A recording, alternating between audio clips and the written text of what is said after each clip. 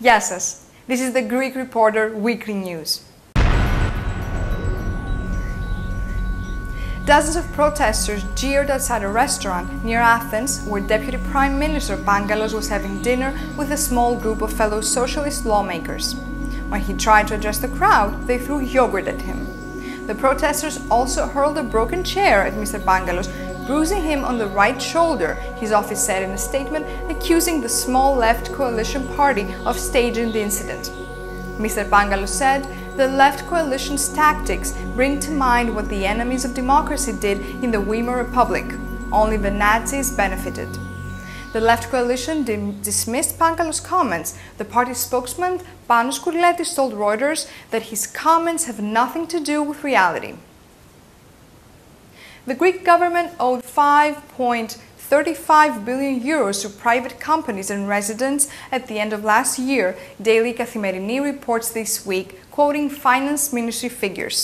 The data showed that money owed by the general government, the combination of local councils, hospitals, pension funds and other state bodies, such as universities, reached 4.52 billion euros. Out of this amount, hospitals owed 2.22 billion euros, with another 1.58 billion euros owed by state social security funds. Finance Ministry sources point out that hospital bills have been gathering up over the course of several years and not just in 2010.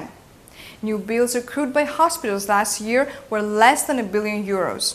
Additionally, ministries and regional authorities owed 832 million euros at the end of December, up from 718 million euros in November and 612 million in October. The accounts relate to debts more than 90 days old. Now let's go into the USA. The Greek Minister of Culture and Tourism, Mr. Pavlos Geroulanos, visited New York this week, where he was invited to the General Consulate of Greece. The main purpose of his visit was to set things straight about the changes and the reforms that happened to our country, but mainly presenting the initiatives in the field of culture and tourism. Finally, he closed his speech saying that Greece is a country where people from all over the world visit not only in summer, but all year round.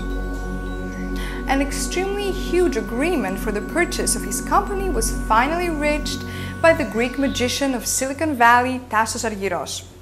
The big company of informative systems, Teradata, officially announced that it will pay $263 million to obtain the total amount of the Astor Data System shares, the pioneer company that was founded 5 years ago by Tassos Argyros and 2 of his colleagues at Stanford University.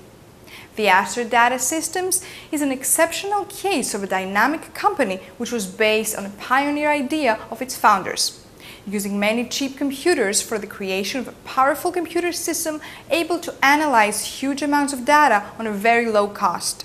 This kind of technology seems to have seduced the #1 company of data analyzing in the world, Teradata, which decided to make a very alluring proposal to conquer Astor Data Systems.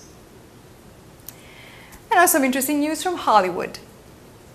Andreani Tsafou, who won the Playgirl title in the Playmate of the Year contest last year in Greece, is one of the Greek girls who was chosen by the American magazine Playboy to publish her pictures. Specifically, in the March issue, her photo was published in the article Girls of the Mediterranean, together with photos of other 2 Greek top models. As Andreani revealed to us, having her pictures published in the American Playboy wasn't something that she expected, and it was a big surprise for her to be chosen among such a large number of nominated models. Moving on to Canada. Panagiotis Psomiadis, head of the region of Central Macedonia, visited the Greek community of Montreal. Unique as usual in his statements, he said that when he is not in Greece, he speaks without thinking of political parties, and he apologized on behalf of all Greek governments, as he believes that none of them was adequately supported Greeks abroad. As far as Fyrom is concerned, he stated that he has been supporting our country since 1992 and that Macedonia is not for rent or for sale. Macedonia is Greece and Greece is Macedonia. He added that the name is not the problem and that propaganda coming from Fyrom is quite worrying. Mr. Ptomiadis also underlined that Greece has to be more aggressive when it comes to national issues and that Greece should take care of Thrace too. And now the latest news from Libya. Greece has decided to allow NATO forces to use Greek bases in Souda and Aktio for military operations. The nation has already offered 4 F-16s of the Greek Air Force to help patrol the no-fly zone. A massive landing of Ally fighter aircrafts is expected to take place in the major air bases of the Hellenic Air Forces within the next hours in order to participate in airstrikes against Libya. The coalition intervention in Libya began on March 19, 2011, when forces from many nations intervened militarily in the country in support of an armed uprising and to enforce a no-fly zone established over Libyan airspace by the United Nations Security Council Resolution 1973 on March 17, 2011. The no-fly zone was proposed during the 2011 Libya uprising to prevent government forces loyal to Muammar Gaddafi from carrying out air attacks on rebel forces. For more news and updates, don't forget to visit us at GreekReporter.com. Have an exciting week and remember, Greeks are everywhere.